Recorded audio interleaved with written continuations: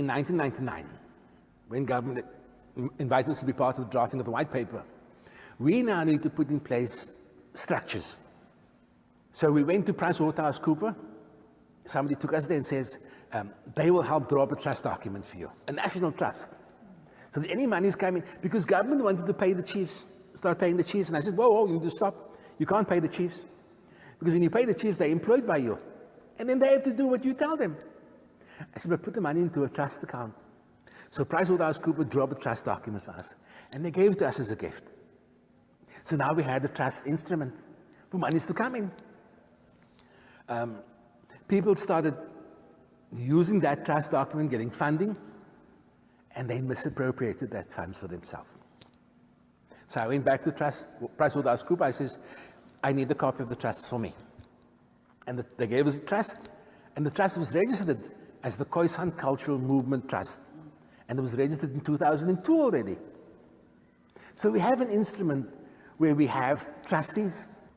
I have a royal council. So I have a council that sits with me, but I also have an inner council, advisors, that gives me guidance because I need to do everything right. We cannot afford to make mistakes. We're too late in our life to make mistakes. There's not another chance for us to get liberty. So we have to do everything right. So I have an inner circle of council, which I call the Royal Council.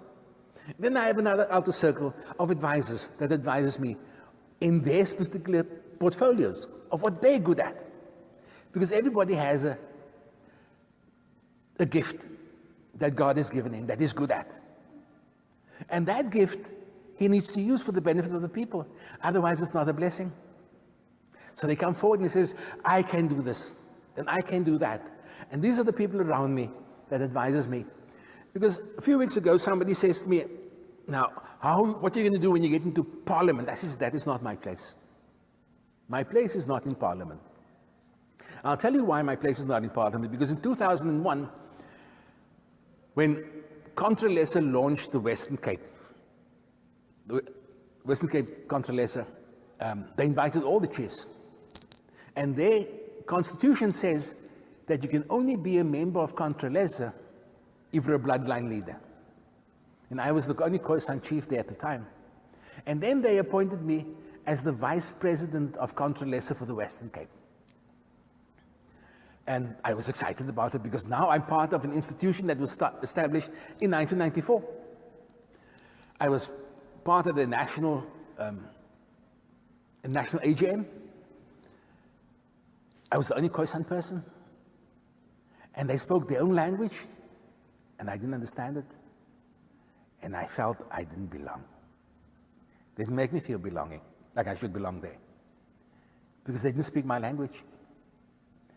And then, when they heard I'm going to the United Nations, they said, can you please represent us at the United Nations because we're not registered at the United Nations, because they don't acknowledge us as Aboriginal people, because they're not.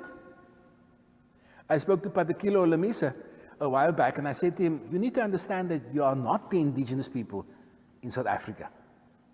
The Khoisan are the indigenous people. I said, oh, you are indigenous to Africa, without a doubt. Indigenous to Africa, but not South Africa. South Africa is the Khoisan people. So I told them, I cannot go sit in Parliament. That is for politicians. A wise king told me one day when Thabo Mbeki was in our presence, and he said to me, that's my child. The people chose him to govern. So he must govern the people. But as a king, I must rule a nation. And party politics has no part in ruling a nation. You have to rule a nation with love and with kindness and with truth. But truth spoken with kindness. There's an old saying in life that says, truth spoken with kindness frees much more than it hurts, because truth spoken with aggression becomes a curse. I often say to people, the staff that I have, my grandfather taught me how to fight with a kiri since I was 13 years old. I know how to fight with a kiri. I can, but I don't, because I have love in my heart. The red is the love and the vibrance I have in my heart to share. And the white is the peace I offer you. And the gold is the truth that I speak. And these beads are made of seeds, so I preserve life. And the truth is I'm a valiant warrior. I fear nothing other than God. So ek is nie bang vir jou nie. Ek skrik nie vir jou nie. But I love you. And that is how we've been reared all our life. We have a culture in life that people ask, now, where's your culture? And I say, do you remember? The neighbors to ask, ga vra van die Hetty vir 'n bietjie visolie. En dan later, dan steeds jy pannekoek. Vra van die Sarah 'n bietjie eif. 'n bietjie suiker. And when we have, mother never used to dish the last food out of the pot. Never. There's always food left in the pot because she says, you never know who's going to knock on the door. So there's always food over. Doesn't matter if there was not enough, but there was always.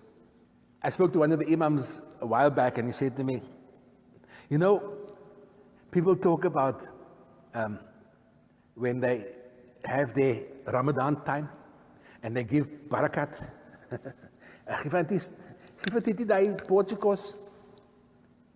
It's not a Muslim thing. It's a Khoi thing. It is part of a culture that we all are part of and belong to. Sharing and giving and being kind, and loving one another. It's godly values that we have, but we've forgotten that. And this is what we need to reinstill back into the people. They've lost the love for God. They've lost the spirituality. They are so angry with life because they've been deprived for so long. And all we're saying is, stop. Just stop. The wise man told me one day, he says, in life we must make wise decisions. But to make wise decisions, we must become quiet. Because when you're quiet, you can hear. And when you hear, you can listen to what is being said. And when you listen, you know what they're talking about. And when you know what they're talking about, you can understand how they feel. And when you understand how they feel, then you can make a wise decision. But to make a wise decision is become quiet. How many of us has taken the time to become quiet? Our old people used to take us into the desert, leave us there and said, listen, and come back and says, what did you hear?